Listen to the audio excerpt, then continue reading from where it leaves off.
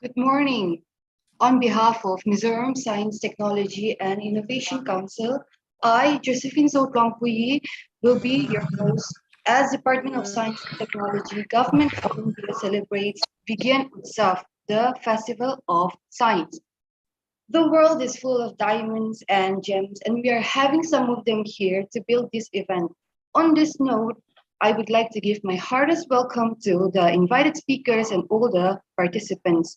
I hope this event can be a positive driving force for your future endeavors. As we may be aware, Government of India has initiated Azadi Ka Amrit Mahotsav to celebrate and commemorate 75 years of progressive India. Azadi Ka Amrit Mahotsav is a 75-week grand celebration launched by Honorable Prime Minister Shri Narendra Modi to mark 75 years of independence.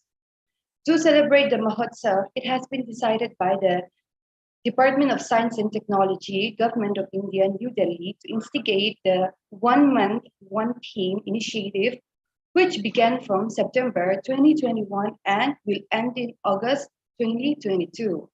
The State Science and Technology Councils, in collaboration with the Department of Science and Technology, New Delhi, has been organizing this event since September 2021. Today, on the 27th April 2022, we are yet again continuing this webinar with the theme Science and Society. We have invited speakers from the premier institutions of the state as well as from the science and technology family itself who will be speaking on our theme. To start off, let me first invite Engineer H. Lelsomliana, Chief Scientific Officer and Member Secretary, Mystic, to give a welcome address.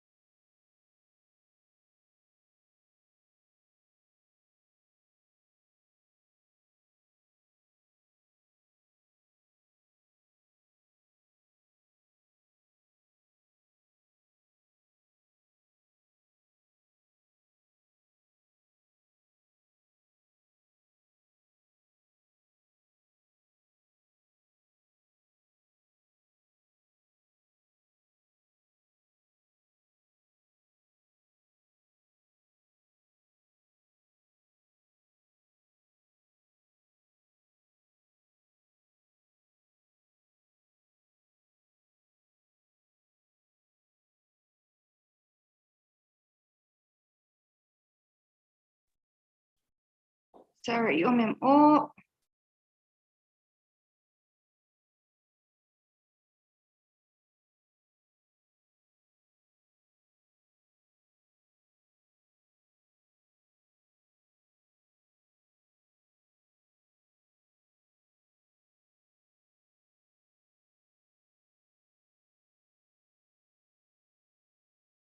Yes. Yes, can you hear me?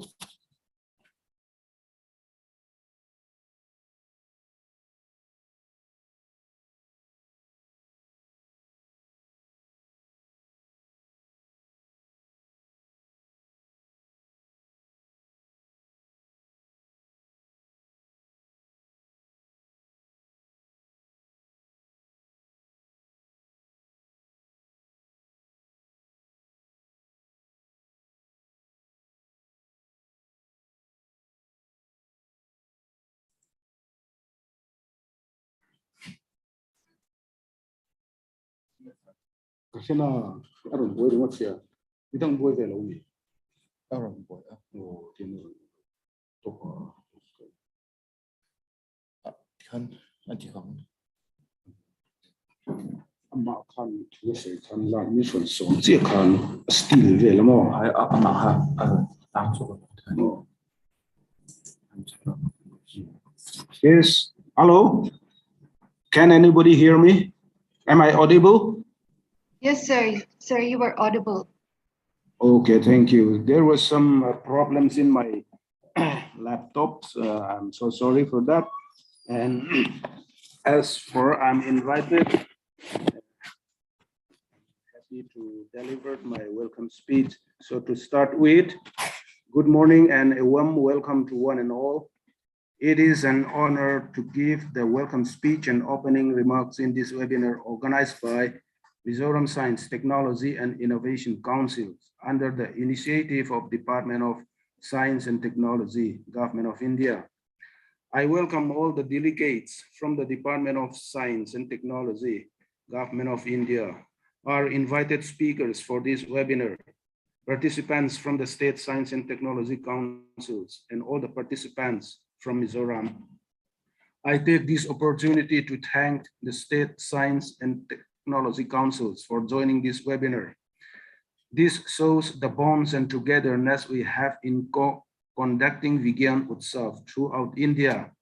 At the same time, I wish you all the very best for conducting the webinar on April 2022 themes, which is Science and Society.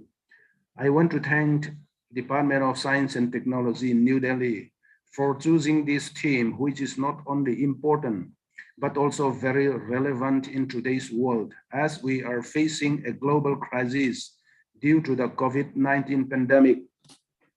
The COVID-19 pandemic has led us to realize the importance of science in our society and has depicted stark pictures of the interaction between science and society. Policymakers are required to work alongside and depend on the latest findings of the scientists more closely than any other event in recent times. Today's webinar session is very special as we have invited speakers that represent both the scientific community as well as the local NGOs who have very eminent speakers who will share their experience in the importance of science at different schemes of our different spheres of our society. I am certain that today's program will facilitate acquisitions of knowledge that will lead us to creating a better understanding of the relationship between science and our community. Again, I would like to thank Department of Science and Technology, Government of India, and all other stakeholders and participants in this webinar. I hope that our program will help us to realize the importance of science in our society, which in turn will have a great impact in science popularizations and the applications of scientific knowledge and scientific intervention in our daily life. Once again, I wish all the participants the very best for this webinar. Thank you, and thank you all.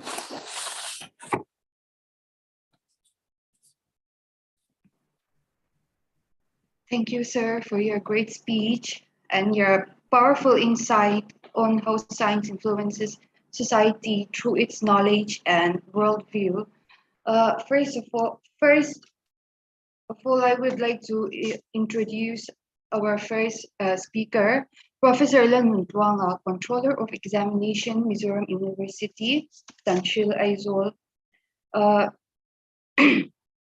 Professor Lan Muntwanga is currently a professor at Environmental Science Department at Mizoram University, who has also previously held the positions such as HOD, Head of Department, and Dean Students Welfare. His research area includes rattan calamus species. I would also like to add that not only is he an expert in his field, he's also a prominent member of the society and is currently the General Secretary Central at Central YMA with 20 years of experience as OB at his local branch. Now, let us invite Professor Lan Muntwanga. Sir?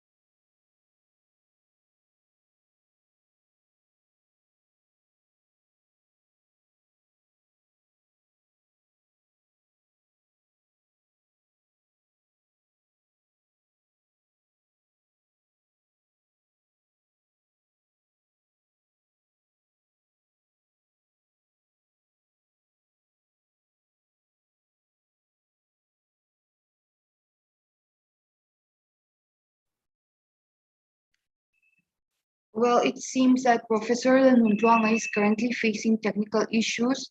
We will now invite Dr. Aldrin Masontuanga.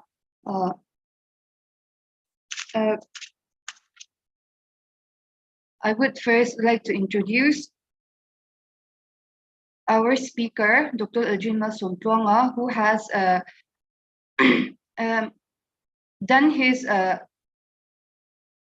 bachelor's in Patsunga University College and master's degrees in physics in Northeastern Hills University, Shillong, and a Doctor of Philosophy in Physics in Mizoram University. He's currently the scientific officer at Directorate of Science and Technology, who has previously held the scientific officer at Mizoram Science Center. In terms of society and different organizations, Dr. Aldrin Masontuanga has held previous prominent positions and has certainly left his footprint in Mizoram Science Society. Currently, he is the treasurer at Mizoram Science Society headquarters, Aizawl, and is a nominated member at District Child Protection Committee, Aizawl District. He has also held previous positions such as General Secretary in Mizoram Science Society. He has also been the Executive Committee member and the governing body member. Let us invite Dr. Aldrin Masontuanga. Over to you, sir.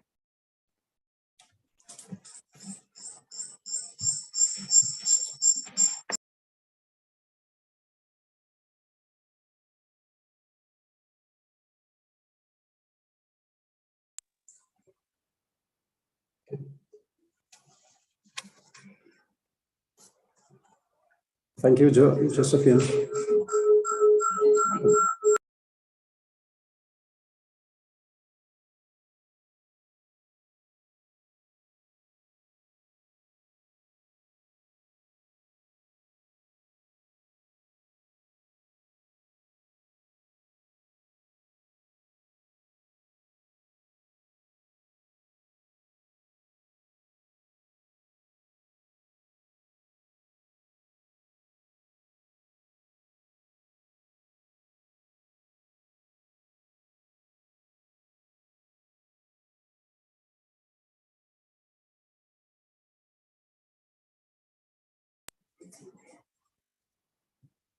Good morning. It is a great privilege for me to present Science for Societal Equity and Inclusion in this VIGYAN UTSAV.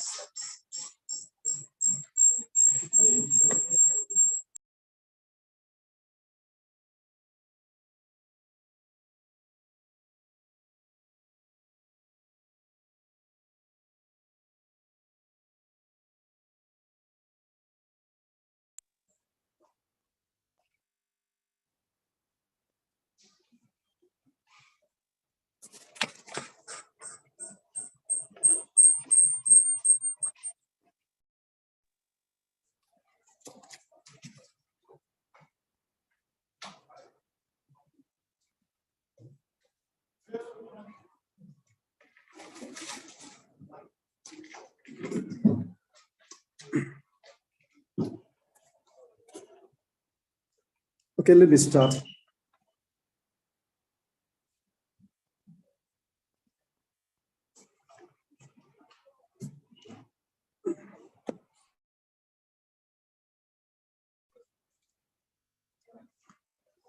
Science for societal equity and inclusion. Whenever we have talked about equity and inclusion, and it means that there is something unequal or exclusions or injustice in the society, or maybe in the STI domain. Today, our topic will be science for societal equity and inclusion. Okay, next, please. Yeah, to talk about equity and inclusion, we have to know what is the meaning of access. Access is literally, the meaning is permission, liberty, or ability to enter, approach, or pass to and from a place, or to approach or communicate with a person or thing. If the thing is accessible, you use to access it. If it is not accessible, if it is inaccessible, we cannot access it. Nowadays, we are living in a digital world.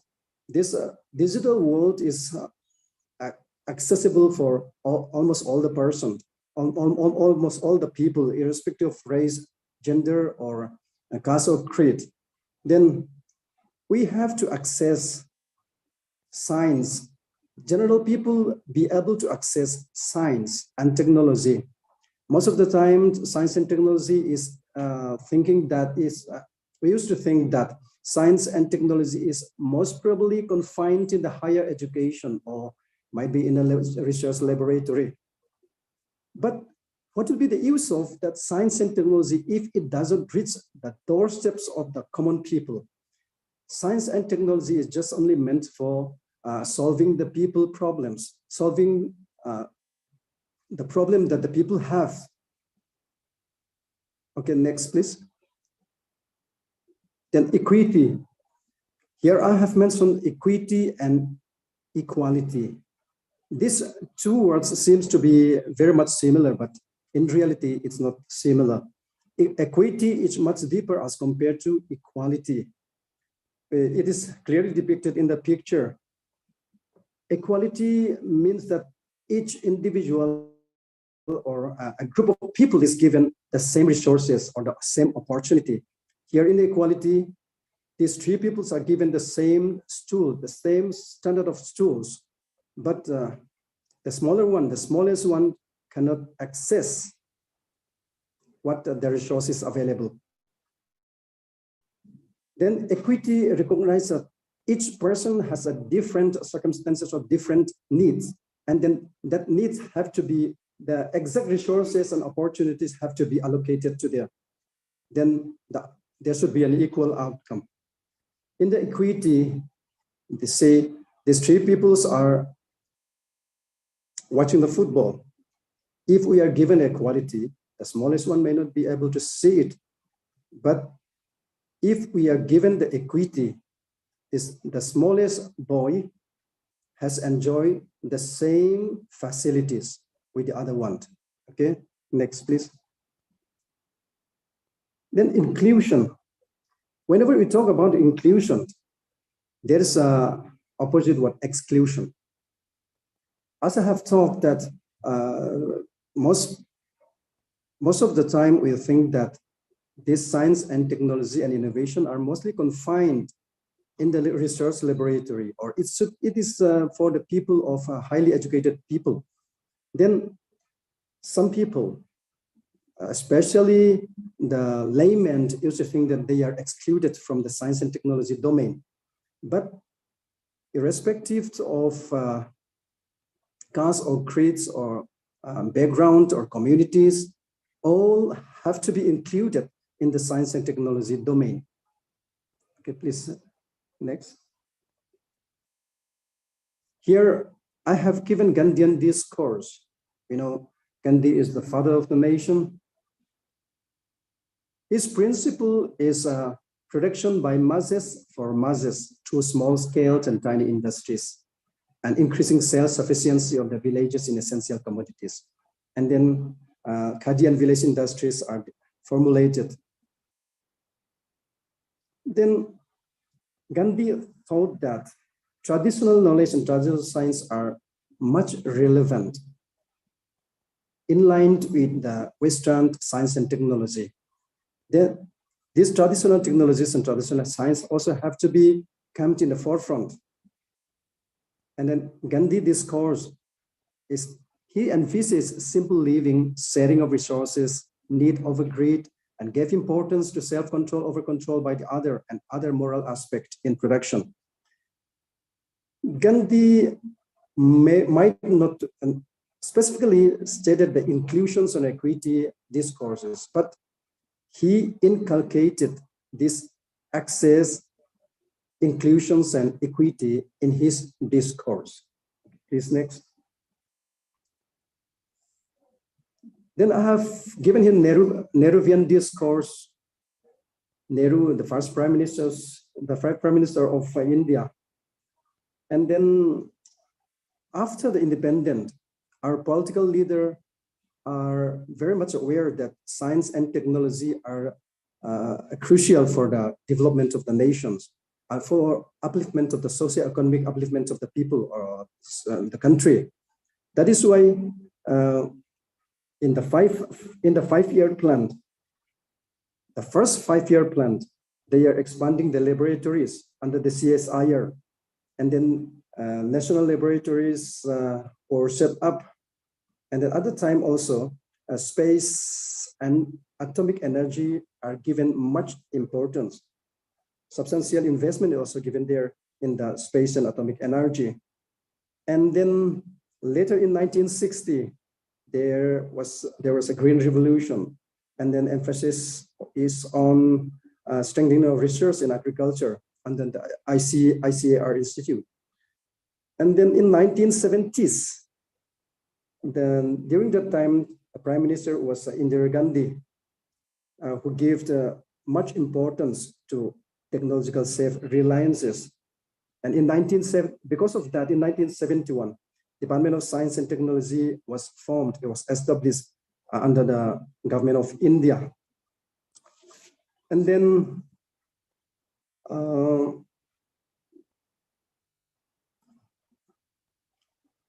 access, inclusions, and equity was not an explicit state goal or objective.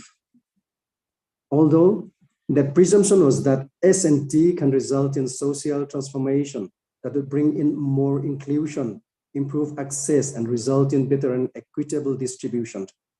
Nehru might think that if there is a huge progress in the science and technology in India, that will be for the inclusion, that will be for the equity of the people.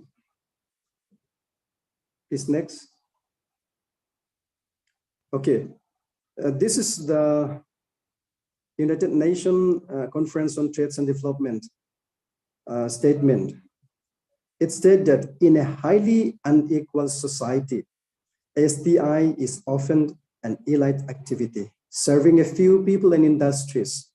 In inclusive development, STI is no longer restricted to laboratories and frontier technology, but contributes to solving day-to-day challenges. It is very true. In say, if there is inequality, there is some injustice in the society. This science and technology domain might be an elite activities, serving the few people, serving highly educated people. But with social inclusions or societal inclusions or societal equity, this science and technology will solve the problems of the day-to-day problems of the people. It will contribute to solving day-to-day challenges of the people. And then it might not be confined in the higher institutions like a laboratory or research institutions, but it will solve the problem, the day-to-day problems of the people. Okay, please next. State Science and Technology Program. During 1971 and 1972, as I have already said, Department of Science and Technology was established, was formed in the central government. And then Sri C. Subramaniam was the minister at the time and a chairman of National Committee for Science and Technology. In his idea, he knows that India is a very vast country. If A majority of investment is only concentrated in the major cities. It might not, there will be a lot of, exclusion. Most of the states, most of the people in the country may not access science and technology. That is why with that point in his mind, he wrote to all chief ministers and all the chief ministers of the states and union territories to establish a body that will take up the science and technology activities in the states. Then, because of that initiative, this mystic Mizoram Science, Technology and Innovation Council was also formed in Mizoram in 1985. This is a very good program for inclusions of all the people, all the state in the science and technology domain. Okay, next, please.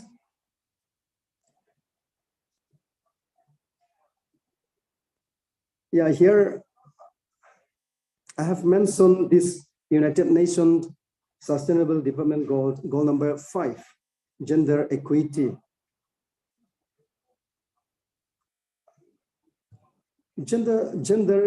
Achieve a gender equality and empower all women and girls.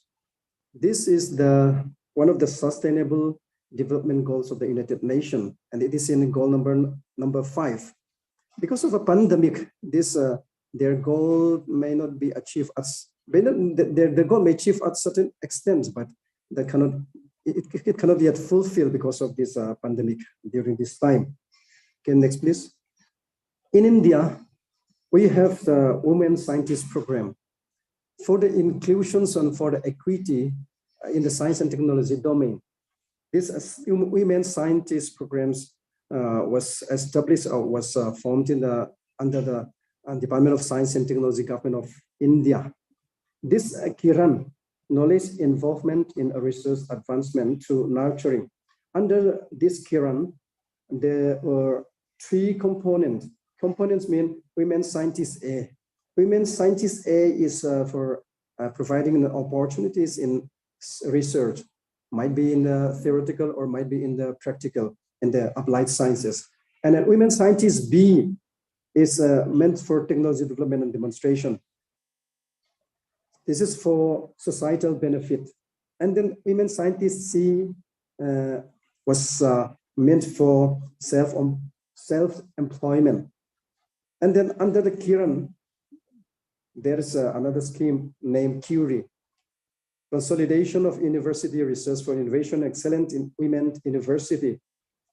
With the help of this program, Women University infrastructure were strengthened, and then they have developed the state-of-the-art infrastructure in many women university in India. And next, please. And then there is another program that is called GATI, Gender Advancement for Transforming Institution. This is a novel pilot program in a mission mode for promoting gender equity in science, technology, engineering, mathematics, and medicine, STEM. It aims was to provide equal opportunity to women, particularly those in this STEM at all level in all the institutions. There is also another scheme, that mobility scheme. We know, especially women scientists face most of the time a relocation problem, because whenever they married to a man, they have to shift from their home to a new home, or from their hometown to another town, from one city to another city. Then at the time, women scientists used to face a relocation problem. That relocation problem has to be tackled. And then the Department of Science and Technology has now conceived this mobility scheme. The scheme will provide 2 to 5 years R&D project support to sustain their research career at the new places of their choice. Next, please.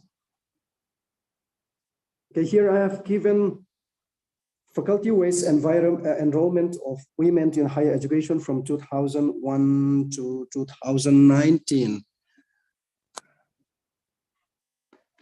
Might be because of the initiative of the central government, as I have said, Women Scientist Program.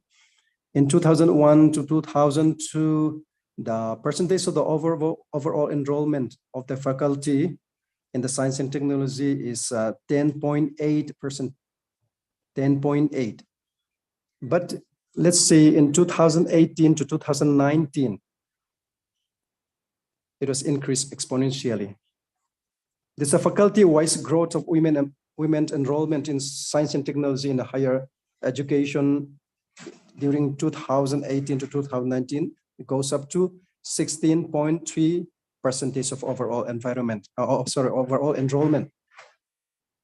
This means that it indicated that the many programs for gender equity is at some extent successful. We can say that it is successful because we can see that there is a trend. The percentage of overall enrollment of the faculty in the higher education is exponentially increasing. Okay, thank you. Next, please. This is the proposed STI policy 2020. In the proposed STI policy 2020, we can see that there is inclusion and bottom up also there. Bottom up means proceeding from the bottom or beginning of the hierarchy or process upward. We can see that for successful implementation of the program, the idea should have come from the lowest one. The idea should have come from the beneficiaries. If it is from the top down, most of the project and most of the program that have been undertaken in the state government and in the central government cannot be successful because of the top down pattern. Then we have to reverse it. It should be from the bottom up. All the idea and see the beneficiaries should be involved from the beginning of the formulations of the plantation program. This is mainly for the development of it is crucial for the development of from the country. Okay, next please.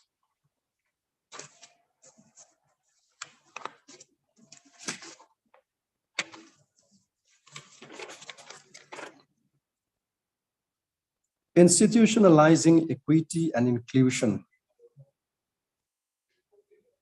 Institutionalizing equity and inclusion. Now I have to talk about the way forward. There should be an equity and inclusion charter. There should be equity and inclusion charter to be for tackling discrimination in STI. There is a lot of discrimination in STI based on the gender, caste, religion, geography, language, disability, and other exclusion and inequalities. We know that there are lots of discrimination, as I've already said. Most of the people think that this science and technology are meant for a few people, though highly educated people. But it is not that. It have to solve the problems of the common people. Then the charter should be Indian-centric. Should be Indian-centric. And then that charter, as we may say that if it is to be implemented in Mizoram, it should be a Mizoram-centric.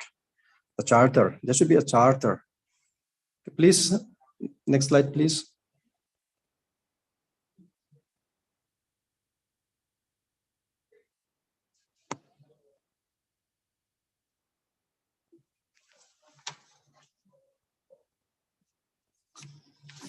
Okay, let me proceed. And then creating inclusive culture. we have to create an inclusive culture. There will be an equal opportunity in the institutions for recruiting the staff or for admitting the student. There shouldn't be any, there shouldn't be any injustice, whether the candidate is from a rural or a remote area or marginalized communities or differently able. There should not be any inequalities for admissions into the colleges and higher universities or for recruiting staff in the college. And then nowadays, we have to enhance the representation of women, especially in the decision-making bodies. And then the talented women scientists, we should have. Okay, thank you. Next slide, please. Next, okay. We have to enhance the representation of women in all decision-making bodies. Okay, I've already talked that. And then women scientists, talented women scientists should have to be, we have to promote in the leadership position across research and science administration. And then LGBTQ community should also be included. We also have to be thinking that we also have to include this LGBTQ people in the gender equity. And then there should be a provision for safeguard of their rights too. And then we also have to safeguard the differently able person. We have to safeguard their rights in the DST or in the science and technology domain. Next, please. Network for awareness, outreach, and mentorship. Say, efforts will have to be made to attract the young women and other excluded groups in the STEM field, in the science, technology, and engineering and mathematics fields. Then there, as I have said, that there were some initiatives that have been in the institutions and that have been in the government. That ongoing government also have to be scaled up. And then the partnership will also be created with existing agencies and institutions involved in such activities at national, international level. Adequate funding and resources can also be allocated to promote and sustain such network. Okay, next slide, please. Recruitment, retention, and promotion. Especially women scientists face the problem of ageism because they have a problem of relocation, and sometimes they have to look after their family and they have to look after their children, their kids. Then at that time, we have to see there should be a flexibility. There should be a flexibility that women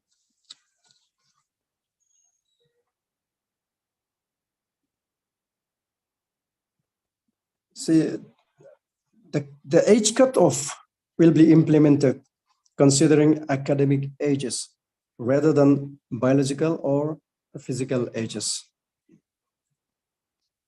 That is a must because women face a lot of problems regarding ageism related issues. Okay, then whenever a boy and a girl married, most of the time girl used to gift up their career. There should also be a dual recruitment policy in the government. Then also flexibility in work timing and adequate parental leave will also be provided. Just like the LGBTQ also be given, will be entitled for a spousal benefit too. Then there should be a daycare center for young children of employee in all the public funding research institutions, and also, if it is possible, elderly care center, if it is possible. Next slide, please.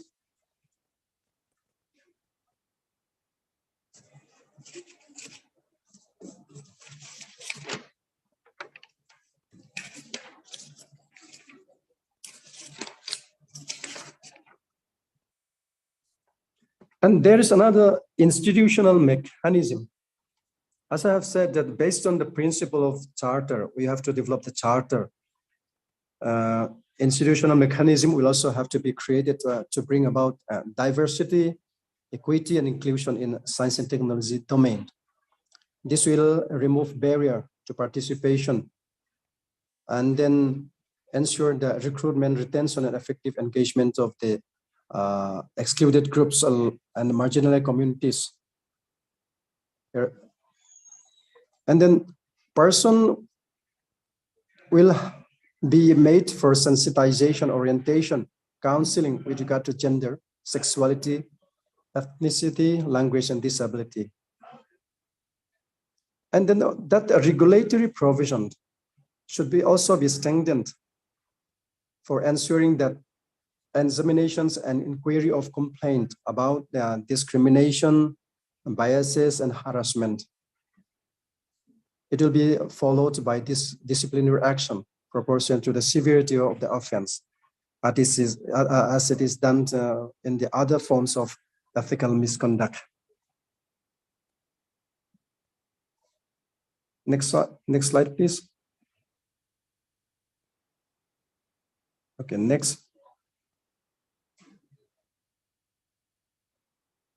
Okay, assessing equity and inclusion. See, to know what is the exact situation and what is the exact conditions of the equity and inclusions or inequality and exclusion, we have to have the database. We have to do the research work in this field. We need to access it. We need to assess it. See, here's also, we have to collect a dropout rate of women, especially for socially and economically backward communities. Then with that data, the science and technology equity and inclusion policy can be framed. That the charter, we may be able to form the charter. Then academic and professional institutions will also be encouraged to conduct gender audit and social audit. This is very important because there should be a gender audit and social audit. If there is no check and measure, maybe we have a very good charter regarding equity and inclusion. But if that is not checked, if there is no check and measure, how will you implement it? How do you know that this the charter that we have formed is very effective? That's why we need assessment. We need the assessment. We have to assess this equity and inclusion in the science and technology domain. Next slide, please. Okay. Now, I have talked about the science for societal equity and inclusion from what is the meaning of access, what is the meaning of equity, what is the meaning of equality, and what is the meaning of inclusion, and also Gandhian discourse and Nehruvian discourse, and also the state science and technology program, and then the women scientists program that Department of Science and Technology has been formed during this time, women scientist program, and then some way forward. We have talked a lot there regarding the gender equality and equity, or science for societal equity and inclusion. Someone may say that, okay, this is their business. Then this is their business. They have to done it.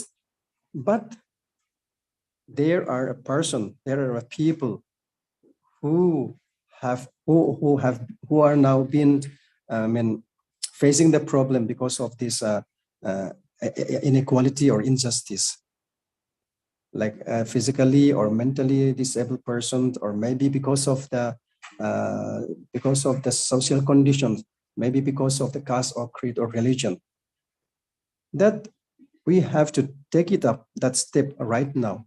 We have to talk about the human right. We have to talk about the social justice. Then,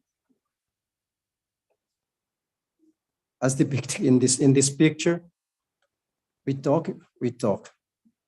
It's 2022. It's enough to talk. We have to take the action for the inclusions of all the people in the science and technology domain, for the societal equity and inclusion. As I have said, that if science and technology is just confined in the higher education, in higher laboratory, in higher institution, what will be the use of that? Most of the people,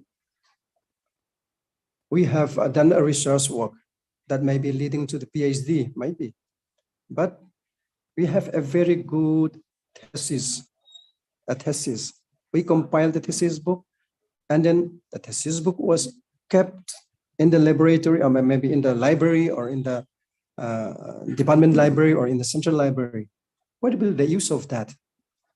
All the research work in the science and technology domain should address the problems of the common people.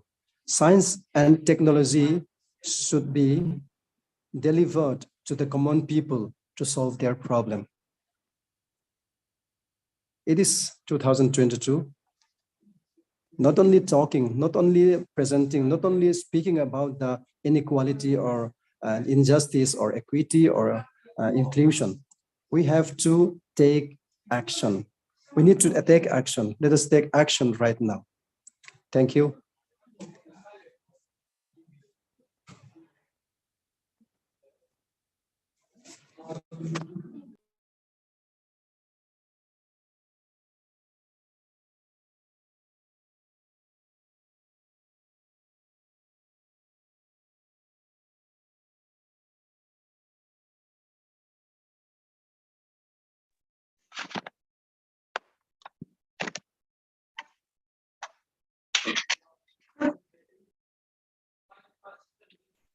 Yes, thank you, Dr. Aldrin, for giving us your valuable time. And I would also like to thank you for your great contribution in the field of science as well as society. I would also like to include that he has done an impeccable work with his many publications, which include 12 research papers and 21 science articles. He has also done radio and DDK talk more than 30 times and have aided in the popularization of science in our society by visiting more than 40 institutions. Thank you, Dr. Aldrin. Moving on, I would like to invite our next speaker, Professor Nirbhar. As I have already introduced before, he is currently the controller of examination in Mizoram University, Tanshil, Aizawl, and his topic for the presentation is Science for Social Development. Let us invite Professor Nirbhar. Thank you, moderator, for giving me this opportunity to talk about science for societal development, for the development of the society. I would like to express my sincere thanks to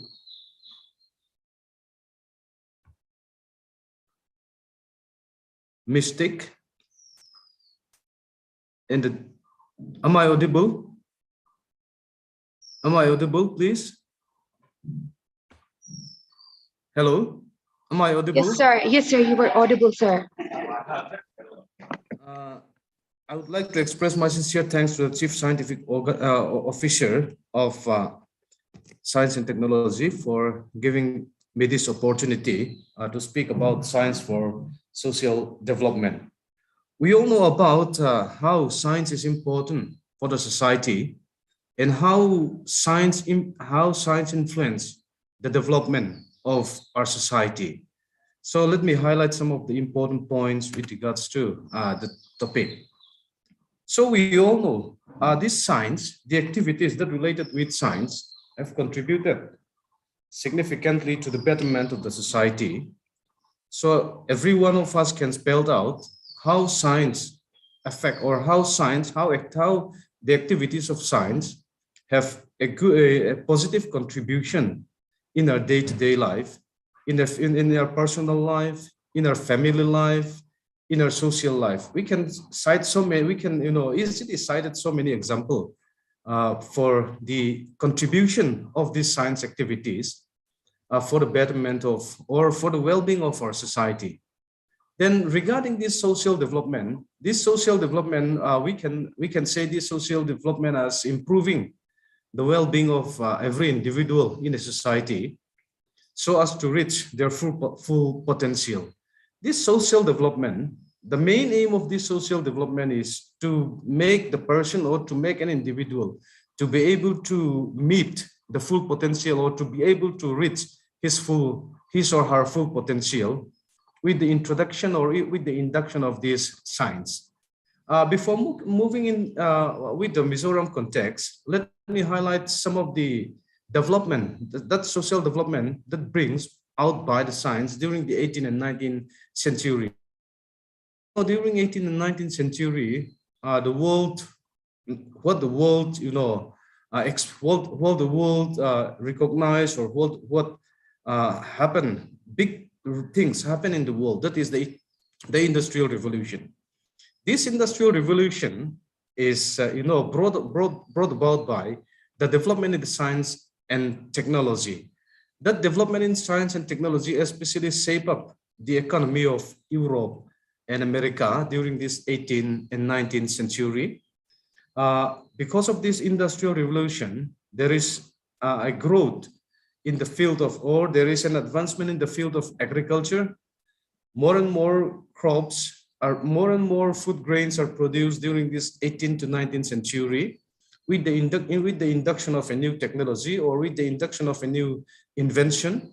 Then the mining, then the transport system. Earlier, they make use of the transport system with the help of this wind energy. They move a big ships with that wind energy, but with the invention of this steam engine, especially in England, that makes transportation far more easier and makes people life more easier for going to one place to another place, or for transporting some products from one place to another place. That kind of advancement that we have experienced or come across during the 18th and 19th century. And during 19th to 20th century, so what we have called that happened in the world is the Second Industrial Revolution.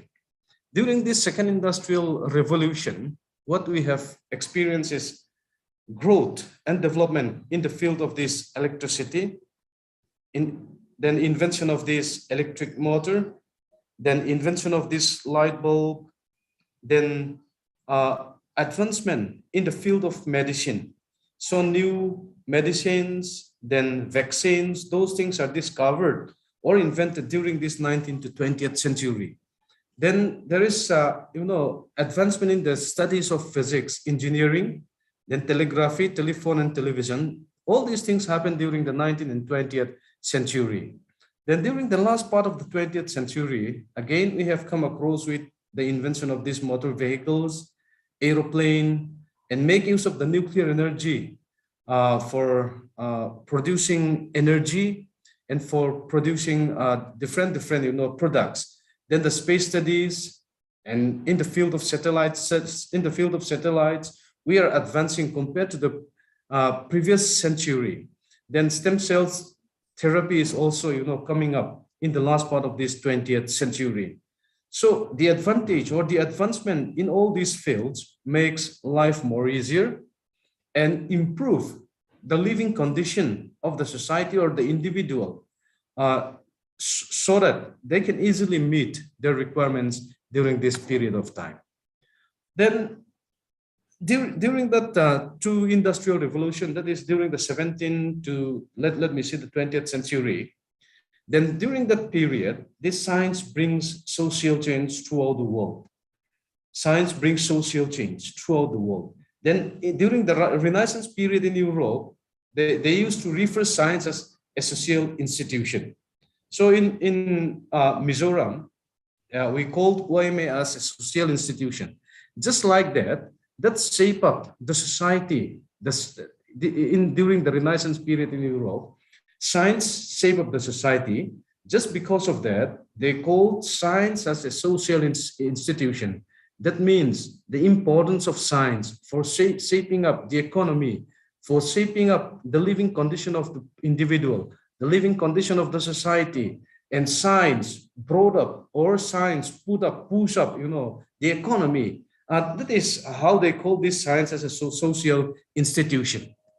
Then so many social changes brings about by the development in science. Superstitions, as we all know, in olden days, people used to afraid so many things because of these superstitions, and the perception to so many things have been changed because of this development in science.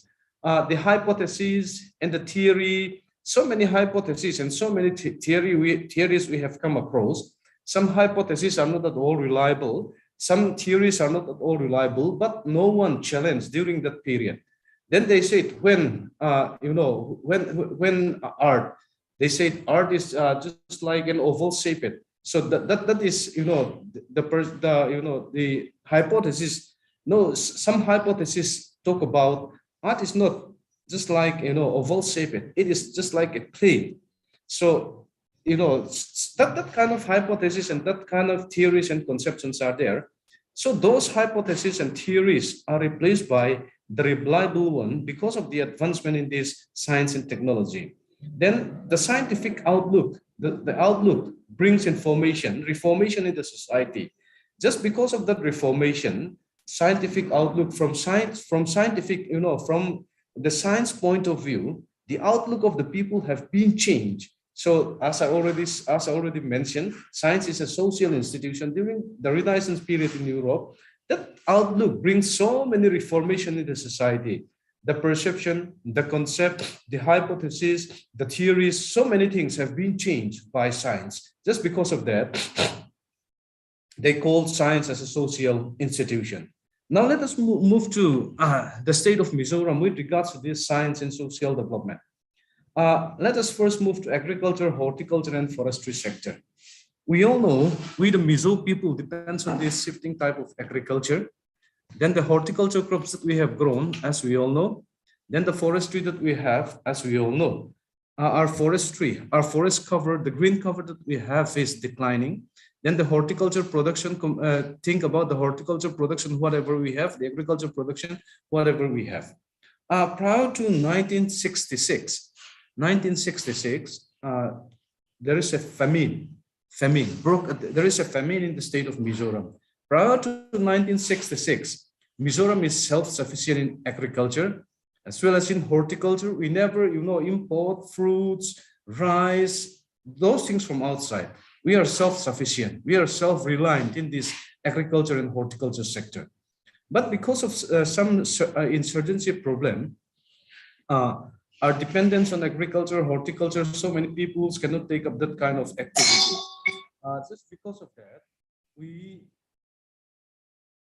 solely depends on, the rice or some other things procured from outside the states. So the state agriculture department, the state horticulture department, they are trying their level best for the self-sufficiency in the field of agriculture and horticulture. So they make use of the recent technology like the remote sensing or GIS. Then based on that remote sensing and GIS studies, slope percentage, they can easily know the land use, land classification. They have taken up that kind of, land classification and land use system for the state of Mizoram. They recommend that within this percentage of land, this crop need to be planted, and within these areas, this kind of crops need to be planted. because of the initiatives, with the support, with the backup of this scientific intervention or technological intervention, our land use systems in many parts of the Mizorams have been changed. Earlier, almost 100% of the people depends on shifting agriculture. But in the latest,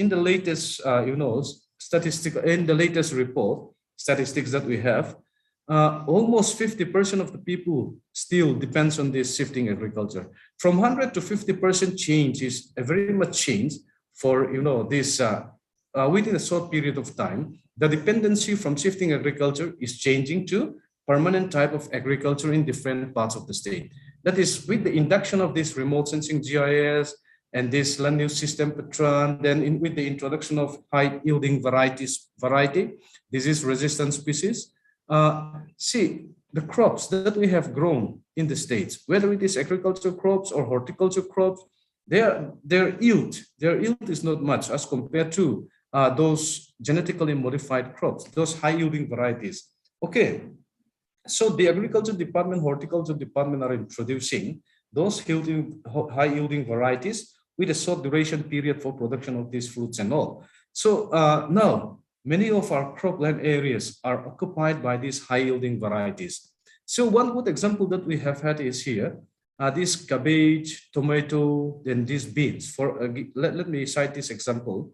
During this COVID-19 pandemic, in the past 2 years, we are not procuring those crops from outside the state. Within Mizoram, with the introduction of these high-yielding varieties, we are somehow self-sufficient in tomato, then this cabbage, and these beans. Okay, so with the introduction of that high-yielding varieties, with the with the support of this technology from agriculture science or horticulture science and forestry science, then disease-resistant species. Most of our native species are very susceptible to some of the disease.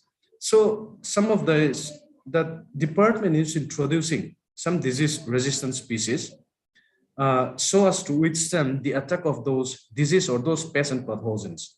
Then biological and chemical control methods. So these days we are talking about this green organic farming and all. But somehow in a state like Mizoram, we cannot fully avoid the chemical control, the chemical use of chemical fertilizers or chemical pesticides and all. But earlier, what farmers are doing is when the agriculture or the horticulture expert or the scientist recommended some doses, when they go home to their native places or their respective villages, they make use of those chemicals based on their idea. This much will be this much will be base for these plants, and this much will be not on the doses as recommended by the scientists. They make use of that kind of chemicals in their fields, so that pose a serious threat to the ecology or the environment. But now, with the advancement in the field of agriculture and horticulture science, then many farmers are very much aware with the use of this chemical or biological control process. Then they make use on the recommended dose of all these biological and chemical fertilizers or pesticides also. Then with the induction of organic farming, now many farmers wish to make use. Many farmers choose to move with this organic-based farming system. So now they make use of these organic pesticides, biopesticides, then the biofertilizers in their respective fields. That is how they make use of all these things. Then Mizoram is very susceptible to this forest fire. In the recent past also, we have come across so many fire incidences. Then almost 70 to 80% of the state is fire-prone areas. Just because of that, monitoring of wildfire and prevention of this flora and fauna from the wildfire is a must. So with the intervention of this technological intervention, the forest department monitored the wildfire and prevented wildfire from outbreak. the wildfire outbreak in many parts of the states. So that they can save or they can preserve many flora and fauna with the intervention of this science and technology. Then energy sector. So Mizoram is not self-sufficient, at all self-sufficient in this energy sector. Almost 90% of the energy is coming from outside the states. Recently, we have come up with this Serui hydroelectric project. From that hydroelectric project, 24 megawatts is expected to be produced. But because of the water, because of this less in water source, these things and all that, because of so many problems, the expected megawatts of the power expected megawatt of this expectation is not reached because of those different kinds of problem. In the past 10 years, government is planning to harness the energy from solar, wind, wave, from solar and wind energy. In other parts of India, we have solar, wind, wave, and tidal or nuclear energy. So in many rural areas in the states, for the upliftment of the society or for the development of the society, everybody is in need of energy. So in the international scenario, what we have heard is that to measure the developed and underdeveloped countries is the measurement that they have is the use of the energy per person, per individual, per capita consumption of this energy. So if in developed countries, they are consuming more energy as compared to the underdeveloped countries.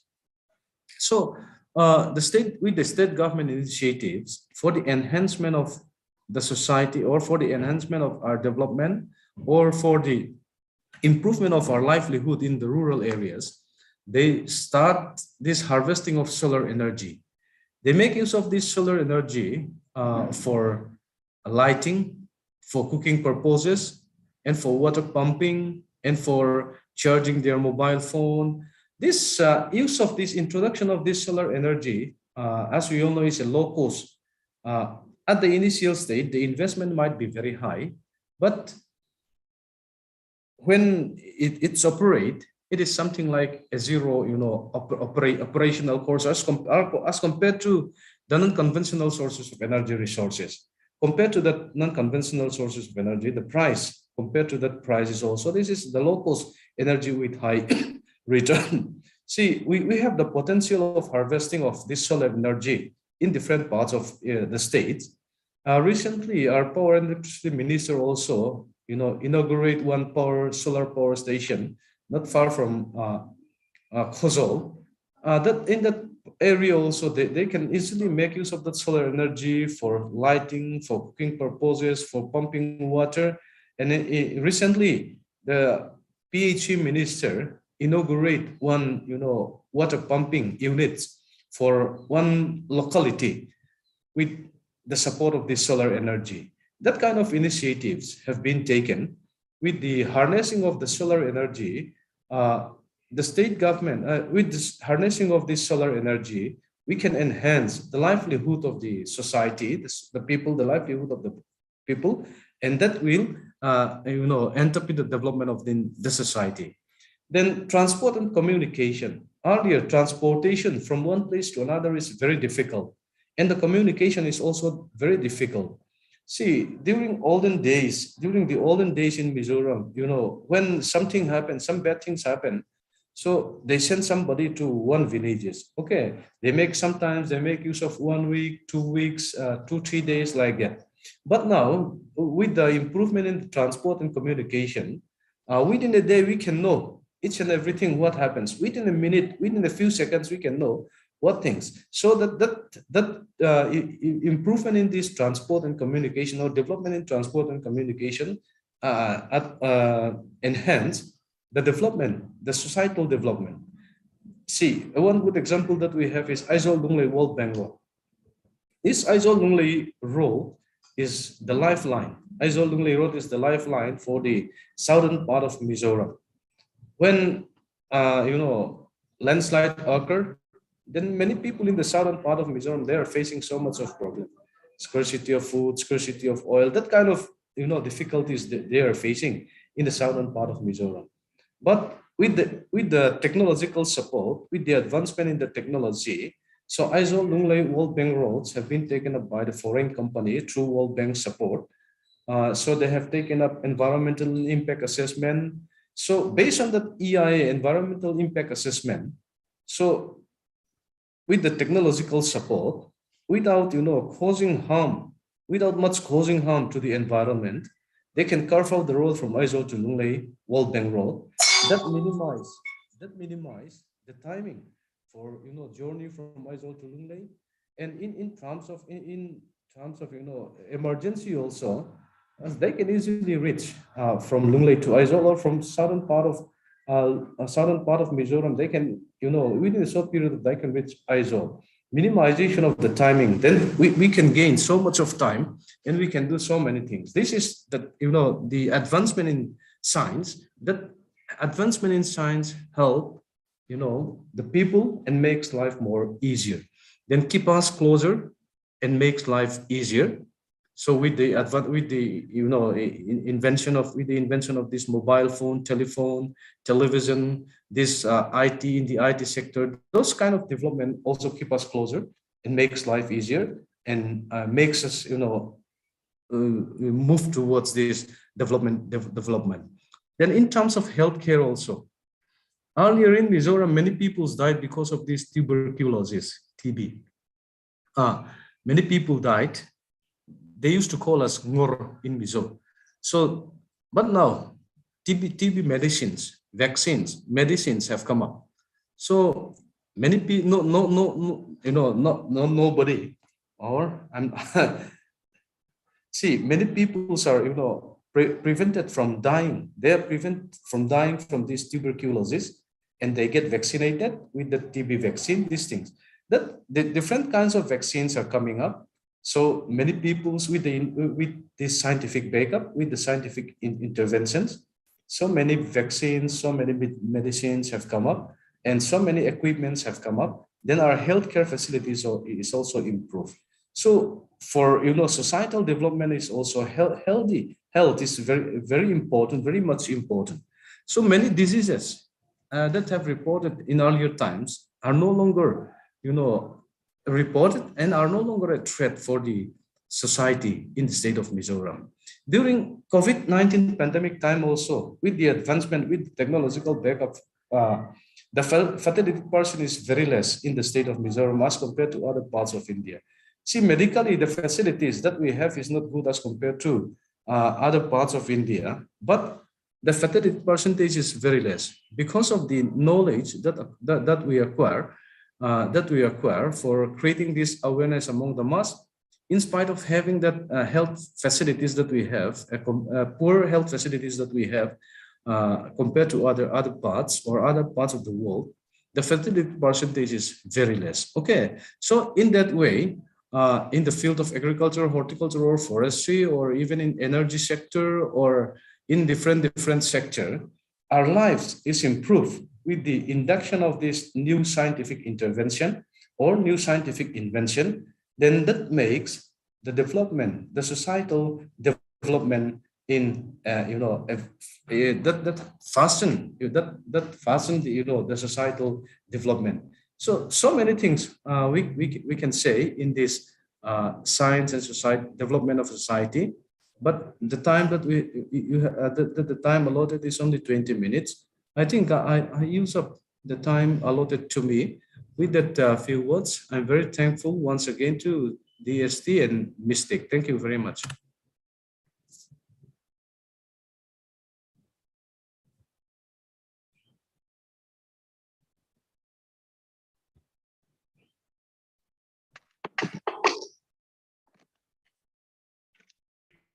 Thank you, Professor Len Buanga. Before we move on to our next speaker, I would like to make an announcement. Feedback form is provided in the chat box. For those who require e-certificate, kindly fill in the feedback form. Moving on to our next speaker, Dr. Zaira Moyerenke, Assistant Professor, Institute of Advanced Studies in Education, Aizawl. Before we invite him, I would like to make a short introduction. Dr. Zaira Moyerenke, currently residing in Republic Vienglai, Aizawl. His educational qualification includes a master's degrees in physics, master's degrees in education, and a PhD degree. He has 10 years of work experience in high school and higher secondary school, including 10 years experience in teacher education. His area of specialization includes teaching of science and mathematics, research methodology, and statistics. With that, I would like to invite Dr. Zaira Moyerenke. Over to you, sir.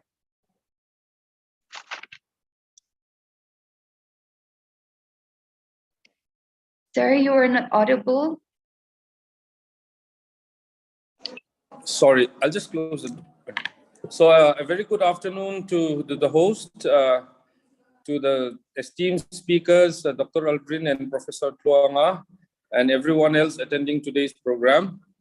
It is a great honor for me to be invited to speak on today's occasion and to be in the august presence of such esteemed company.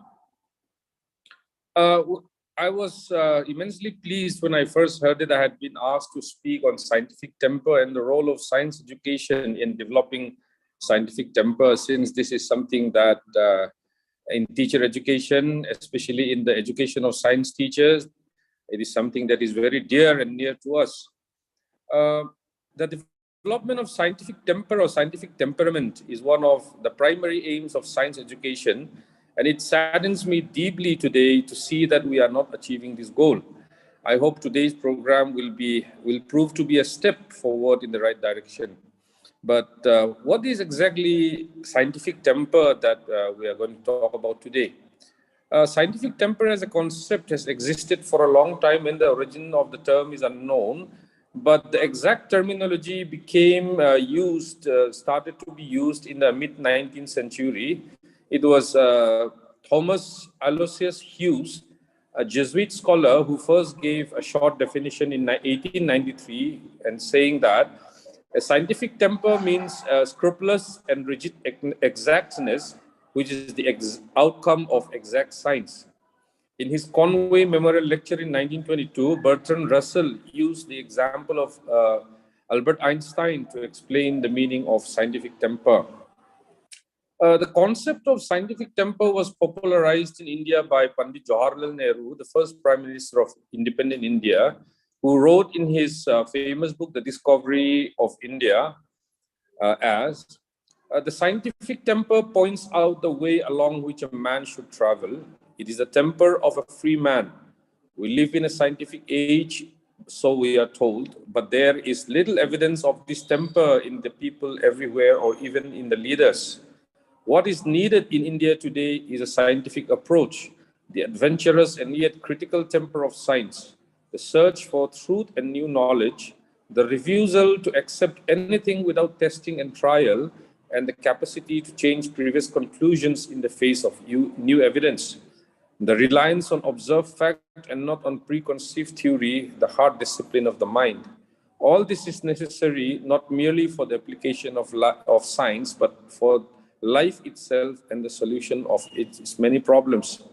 Pandit Jawaharlal Nehru envisioned the development of scientific nature as a key point in achieving a secular and glorious India. The ideas of Pandit Nehru have been enshrined in the Constitution, and India is the first and only country to explicitly adopt scientific temper in its Constitution.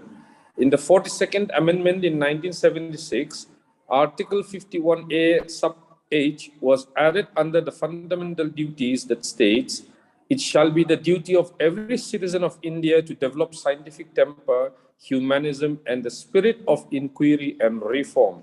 So scientific temper is a fundamental duty of every citizen of India. The term scientific temper is broadly defined as a modest, open-minded temper, a temper ever ready to welcome new light, new knowledge, new experiments, even when their results are unfavorable to preconceived opinions and long-cherished theories.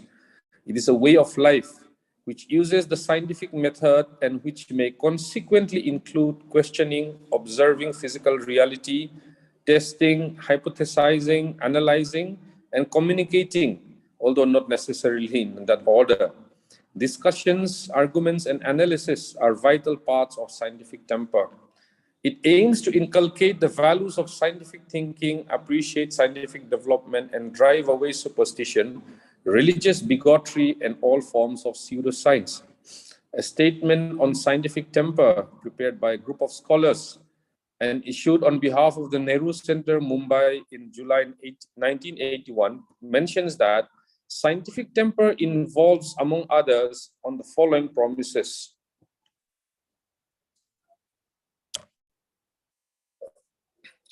Firstly, it involves, the first premise is that the method of science provides a viable method of acquiring knowledge, that human problems can be understood and solved in terms of knowledge gained through the applications of the methods of science. The fullest use of the method of science in everyday life and in every aspect of human endeavor, from ethics to politics and economics, is essential for ensuring human survival and progress. That one should accept knowledge gained through the application of the method of science as the closest approximation of truth at that time, and question what is incompatible with such knowledge, and that one should from time to time re-examine the basic foundations of contemporary knowledge. However, knowing India, unfortunately, in the last decades or so, even in the last years, we have seen a lack of scientific temper in both rural and urban areas. People, irrespective of their gender, age, and positions, are behaving irrationally and throwing scientific temper to the wind. Tendency to lean towards mysticism is being increasingly exposed, which we can see through various social media. And at the same time, our governmental structure is lagging behind greatly in promoting scientific temper. In the recent past, we have seen a spike in the amount of pseudoscience that has found its way into popular discourse. Theory of evolution has been denied on very suspicious grounds. Even during the COVID pandemic period, we have seen really irrational behavior from our leaders, even from the general population, even from academia that we have seen. People have been asked to pat cows in specific ways to reduce blood pressure. Ideas such as aeroplanes and test tube babies have been attributed to the Vedic periods, such as the Kauravas, and in the Mahabharatas. People are claiming that the Kauravas in the Mahabharatas were test tube babies. Okay, in many cases, the scientific community has also been involved in propagating such non-science issues. This sort of erosion of the scientific temper and the inability of the common citizen to differentiate fact from myth is a dangerous turn, not for the furthering of Indian science, not only for the furthering of Indian science, but for general society as well. The worst floods in Kerala have been claimed to be the anger of the god Ayyappan, because some women have filed a case in the Supreme Court. In Kerala's Idukku, a man killed 4 members of his family in an attempt to gain divine powers. We have seen a couple, we have heard of a couple in Uttar Pradesh who killed their 6-year-old daughter who had rickets after a self-claimed godman said that by killing their disabled child, their sick child, they would ensure that their next child would be healthy. You know, we have so many examples of that you can see on YouTube. You know, speaking of YouTube, you know, recently I read a story about a couple about a woman in Tamil Nadu who died during childbirth because her husband did not trust doctors and decided to deliver the baby himself following YouTube videos. You know, these are just some examples, but we have so many examples, even during the COVID pandemic period. Sometimes in the name of tradition, belief, and glorious past, we refuse to accept modern science. But scientific temper teaches us that no matter how glorious our past, it cannot solve the questions or problems of a completely different time, the present or the future. And instead of rejecting this kind of irrational behavior, some groups and fringe elements of society are, you know, trying to capitalize on it. Therefore, concerns expressed by scientific academies on scientific temper being under stress are really, really valid today. The statement by the Scientific Academy serves as a reminder to the nation that one of the fundamental duties enlisted in the Constitution is scientific temper, which requires every citizen to uphold reason and rationality. Developing a scientific temper and gaining scientific knowledge are two different things. A person who has studied science is more likely to develop a scientific temper than someone who has no knowledge of science. At the same time, there is no guarantee that a student of science will gather scientific temper. A person can be highly intelligent and yet incapable of independent thinking, while another person of average intellect could have an analytical mind. In other words, acquiring a scientific knowledge is a function of someone's intelligence, but developing a scientific temper is a function of their values. Professor K.S. Rajani, a spokesperson for Breakthrough Science Society, indicated that even in India, some scientists are superstitious. You know, how can we develop scientific temper? I have some of the measures which we can develop scientific temper are like through government initiatives. You know, the government can create scientific spaces and environment within the community to create such kind of scientific temper in the general population. We also need to separate religion from government. If the secular government is biased towards a particular religion or towards any religion at all, or even towards all religion, scientific temper will not be developed in the general population. We also need to separate religion from science, as sometimes the two are contradictory. A very important way of promoting scientific temper is through various media, through social media, through print media, through television, through the internet. In all forms of media, we can all contribute towards the development of scientific temper in the general population. We also need to integrate scientific academia with general society. The scientific community cannot stay aloof of the problems and issues related with general population, and it needs to involve itself directly with the general population so that the values that are developed in the scientific community can be imbibed in the general populace. Also, community programs and community initiatives are very, very important in developing scientific temper in the general population. Lastly, the most important way of developing scientific temper is through education, or more specifically, science education. So why science education? Now let me focus on science education.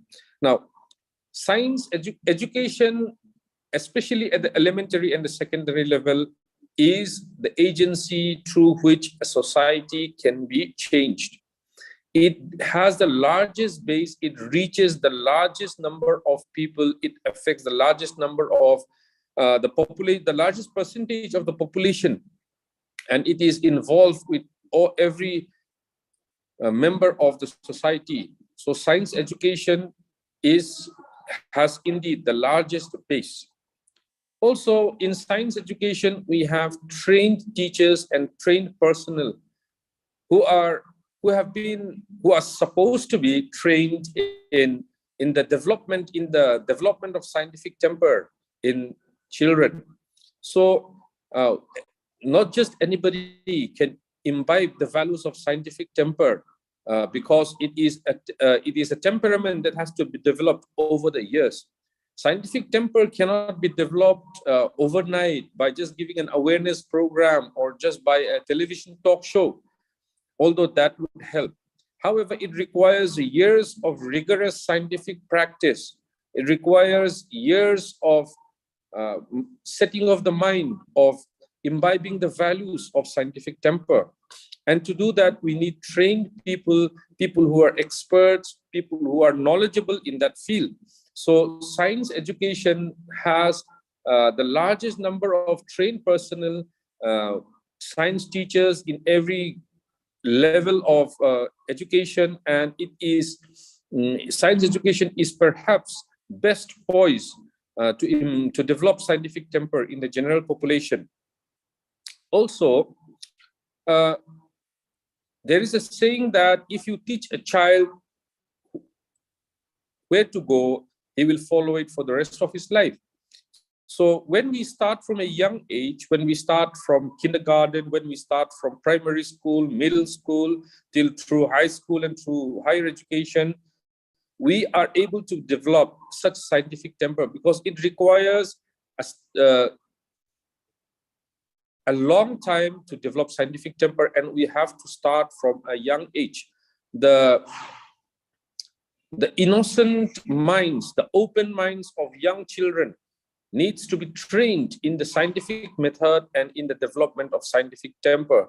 Only if we start young can we develop such kind of scientific temper in the general population. It is you can teach an old horse. You cannot teach an old dog new tricks, is a saying in English.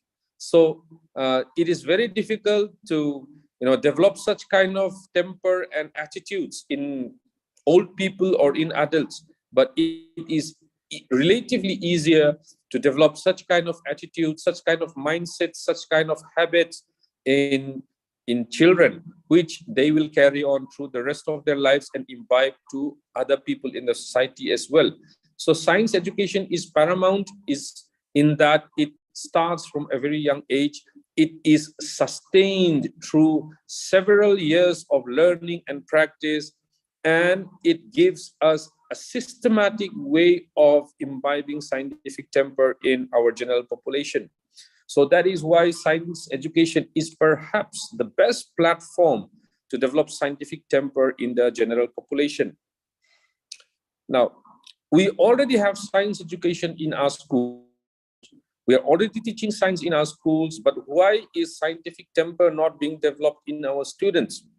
Perhaps there is something lacking in our science education.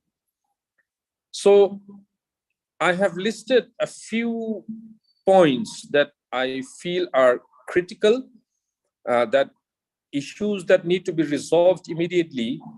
And I hope that the powers that we may have an idea on how to develop scientific temper through our science education. The first point that I would like to point out is in our curriculum. Our curriculum is not designed to promote scientific temper. We are just learning scientific content, and we are just trying to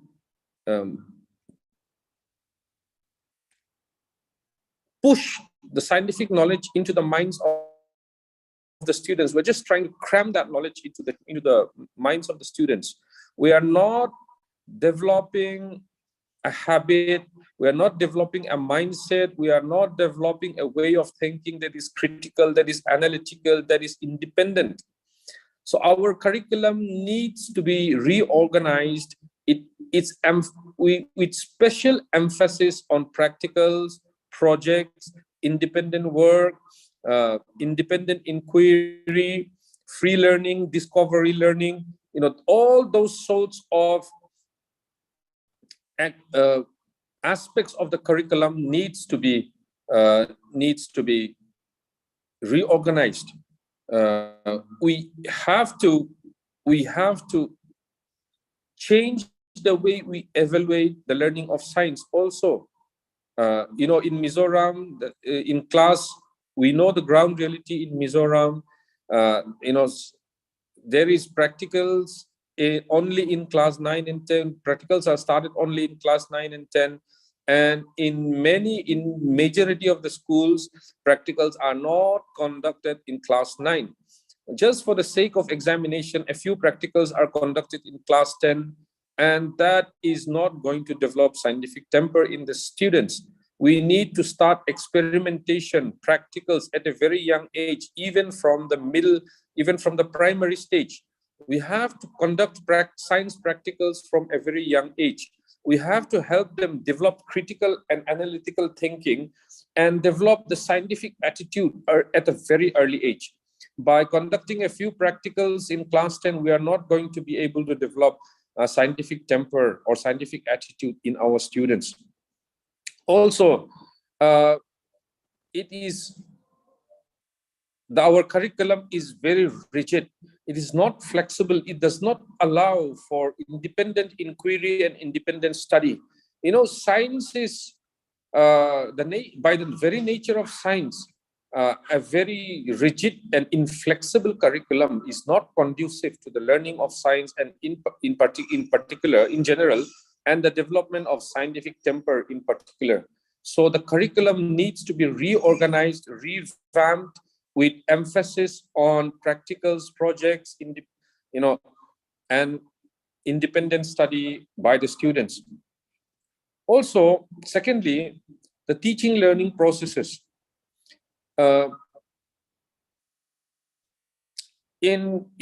are learning science through lectures, and this is really not going to help in the development of scientific temper.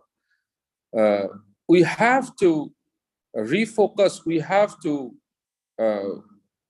realign our teaching learning processes by introducing more activity-oriented, through more activity-oriented learning. Students need to learn science by doing it. They need to see for themselves. They need to do it for themselves. They need to experiment with it. They need to touch it. They need to make mistakes. They need to learn that mistakes are a part of science. So the teaching learning processes is, 40, 50 students sitting in a classroom with a teacher lecturing on scientific concepts is not going to develop scientific temper. Students need to move about. They need to go out of their classrooms. They need to engage with real life situations where scientific principles are involved. They need to find solutions to their everyday problems through scientific methods, through scientific inquiry. So the way that we teach science itself in our schools and in our colleges is not conducive to the development of scientific temper. It is this particular reason why we are lacking behind in the development of concepts and in the application stage of the principles that we learn, because students are passive learners and not active learners. They are unable to develop critical thinking. They are unable to develop they are unable to think originally. They are unable to think independently. They are afraid to make mistakes. They think that just by learning by heart a few lines or a few words, they have learned science. No, that's not it. The teaching learning processes of science are really, really wrong. The way we are conducting them, it is really a big mistake. We are not developing any correct attitude and temperament in our students through these teaching learning processes. Also, thirdly, we need to reorient the teachers to a new age of learning. The teachers that are being currently employed in our schools and colleges come from an era that has long gone. We have to reorient the teachers, and we have to help in the professional development of our workforce, who are the main transactors of the curriculum. So no matter how good curriculum is designed, it is the teachers who are the actual transactors of the curriculum, who are delivering that curriculum. And if the teachers are not trained in the scientific method, if the teachers are not of a scientific bent of mind, then the same thing will happen to the students, and it will be a vicious cycle, and that will never end. And scientific temperament will never be developed in our students. Sadly, India is a very poor country, and we do not have the infrastructure available for developing scientific temper and scientific attitude in our students. We need equipments, we need laboratories, we need lots of materials, we need funds, and that is simply not available. So the infrastructural, it may be the financial, it may be the personnel, in the personnel, in the teachers, it may be in the laboratories, it may be in the computer equipment, it may be in all sorts of things. Infrastructure is greatly lacking. Many students can barely afford a science textbook in India. And if they cannot afford a science textbook, they are not going to be able to afford those kind of materials or resources that are required for developing scientific temper. Although we can localize, we can utilize the local resources, but that will help us only to a certain extent. So a better infrastructure is needed in our schools to develop scientific temper and a scientific bent of mind. So I don't know how long I've taken. I've not looked at my watch. I was just, really into the talk. And that is all that I have in my mind that I have prepared for today's talk. I don't know how much time I've taken. I hope I've not overstepped my time. I would like to end today's talk with, I'd like to quote Rabindranath Tagore in his iconic poem. We have that poem in our institution. We have a plaque just in the staircase where everybody can see it. I would like to quote a line from that famous poem by Rabindranath Tagore, where he says, "Where knowledge is free, where the world has not been broken up into fragments by narrow domestic worlds." So Rabindranath Tagore envisions a society, an India, where the mind is free, where knowledge is free and not restricted or hampered by religious, cultural, ethnic considerations.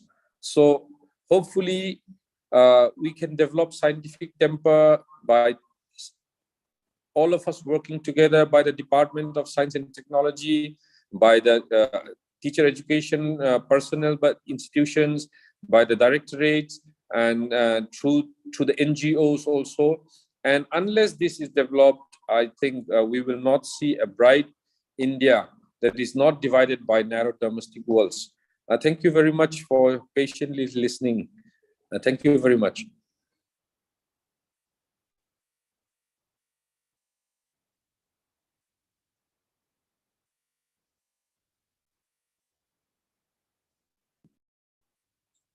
Thank you, Dr. Moya, for his valuable input. I think we can all agree that in order to gain scientific temper, one has to have the enthusiasm, and one has to be very well versed with the concept of science at a very young age, and that science is very practical, and we do need to reorient ourselves as we approach a new age of teaching, and that we need a more developed infrastructure. Thank you very much, Dr. Moya. As we are coming to the end of our program, let's open an opportunity for the participants as well as the speakers for a discussion based on what we have all heard.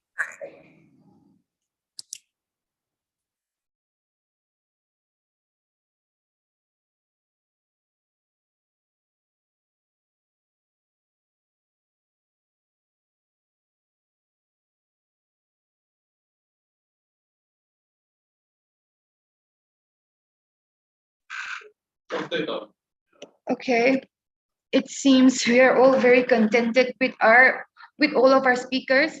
Once again, thank you to all. On behalf of the organizing team, it is my privilege to propose a vote of thanks on this occasion.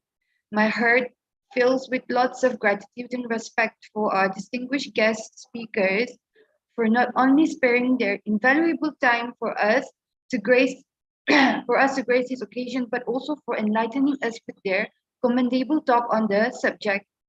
Thanks all of you for clearing our concepts and enhancing our understanding pertaining to the science and society.